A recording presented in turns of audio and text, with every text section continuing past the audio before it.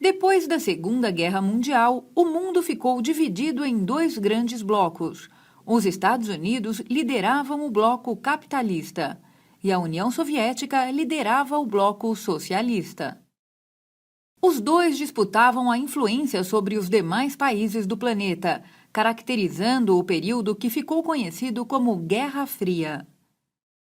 Derrotada na Segunda Guerra Mundial, a Alemanha teve seu território ocupado pelas potências vitoriosas, os Estados Unidos, a França, a Grã-Bretanha e a União Soviética.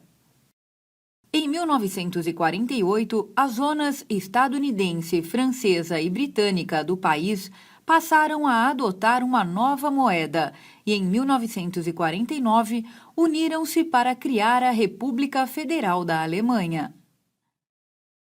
Em resposta, no mesmo ano, a União Soviética estabeleceu a República Democrática Alemã, de caráter socialista.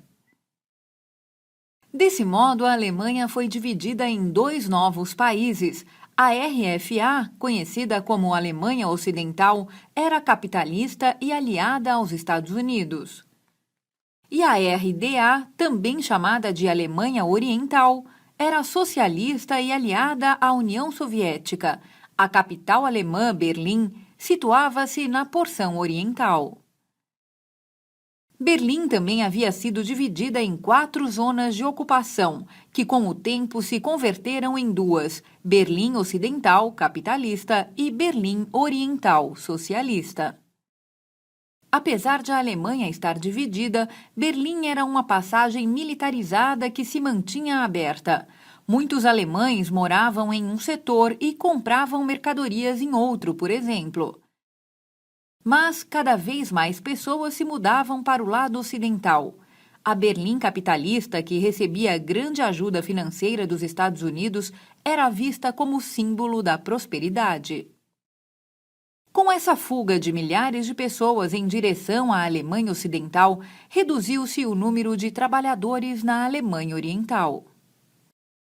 Para impedir que isso continuasse a ocorrer, o governo da Alemanha Oriental levantou uma barreira de arame farpado em 13 de agosto de 1961.